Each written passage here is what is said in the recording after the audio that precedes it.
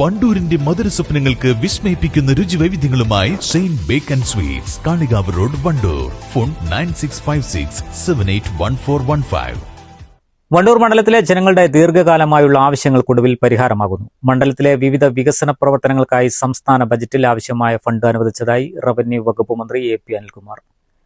തിരഞ്ഞെടുപ്പ് വേളയിൽ നൽകിയ പ്രധാന വാഗ്ദാനങ്ങൾക്കെല്ലാം ബജറ്റിൽ തുക വകയിരുത്താൻ സാധിച്ചിട്ടുണ്ടെന്ന് അദ്ദേഹം പറഞ്ഞു.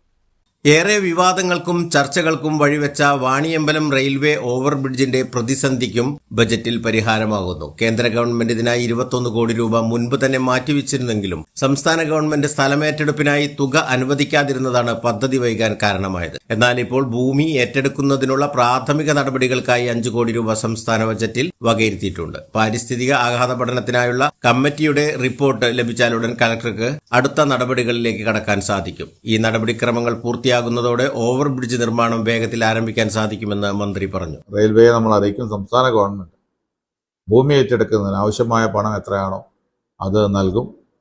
അതിന്റെ പ്രാരംഭ നടപടി എന്നുള്ള നിലയ്ക്കാണ് 5 കോടി രൂപ നീക്കിവെച്ചിട്ടുള്ളത്. അപ്പോൾ സ്ഥലമെടുപ്പാണ് നമ്മുടെ മുന്നിലുള്ള ഏറ്റവും വലിയ പ്രശ്നമായി നിന്നിരുന്നത്. അപ്പോൾ സ്ഥലമെടുപ്പുള്ള പണം നീക്കിവെച്ചിട്ടുണ്ട്. ഇനി റെയിൽവേ ജില്ലാ കളക്ടർക്ക് ഇതുമായി ബന്ധപ്പെട്ട ആവശ്യമായ സ്ഥലം എത്രയാണ് എന്നുള്ളത് വളരെ വ്യക്തമായി നൽകിയിരുന്നു. ആ സ്ഥലം ലാൻഡ് അക്വിസിഷൻ നടത്തി റെയിൽവേക്ക് ഏൽപ്പിക്കണം. പക്ഷെ അതുമായി ബന്ധപ്പെട്ട ചില നടപടിക്രമങ്ങളുണ്ട്. കാരണം ഇതിനു വേണ്ടി പാരിസ്ഥിതിക ആഘാത പഠനത്തിന് വേണ്ടി കമ്മിറ്റി വെക്കണം. ആ കമ്മിറ്റിയുടെ റിപ്പോർട്ട് കിട്ടിയിട്ട് വേണം ജില്ലാ കളക്ടർക്ക് ഇതുമായി ബന്ധപ്പെട്ട അടുത്ത നടപടിയിലേക്ക് പോകാം. അപ്പോൾ അത്തരം കാലതാമസമല്ലാതെ ഇന്ന് നമ്മുടെ മുന്നിൽ ഭൂമി വാങ്ങുന്ന കാര്യത്തിലോ ബ്രിഡ്ജ് പണിയുന്ന കാര്യത്തിലോ നമുക്ക് പണം ലഭിക്കാത്ത സാഹചര്യമില്ല.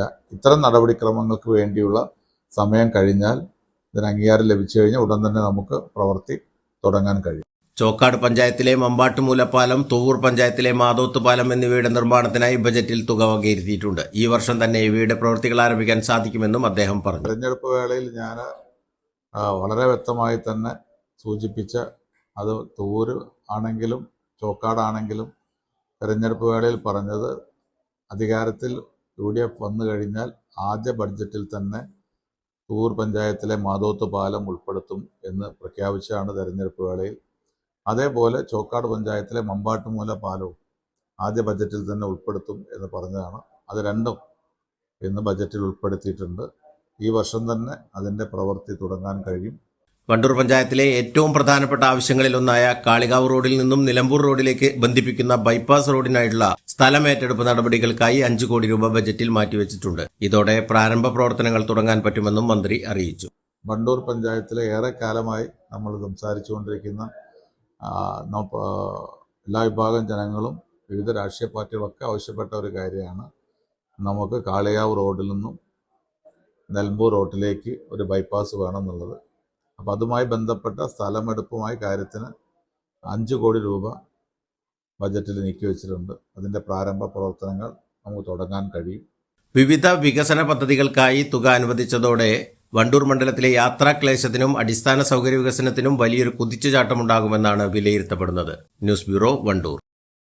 സ്പെഷ്യൽ ഫ്രൈഡ് ചിക്കൻ, അൽഫാം, അറേബ്യൻ ചിക്കൻ മന്തി, മസാല ഷവായകൾ, വിവിധ തരം ഷവർമകൾ, ബർഗറുകൾ, സാൻഡ്വിച്ചുകൾ തുടങ്ങി നിങ്ങളുടെ ആഘോഷവേളകൾക്ക് വേണ്ട കേക്കുകൾ ഉൾപ്പെടെ എല്ലാം അത്യാധുനിക സൗകര്യങ്ങളിൽ. Indian bakes, opposite police station, Manjeri road, Wandoor.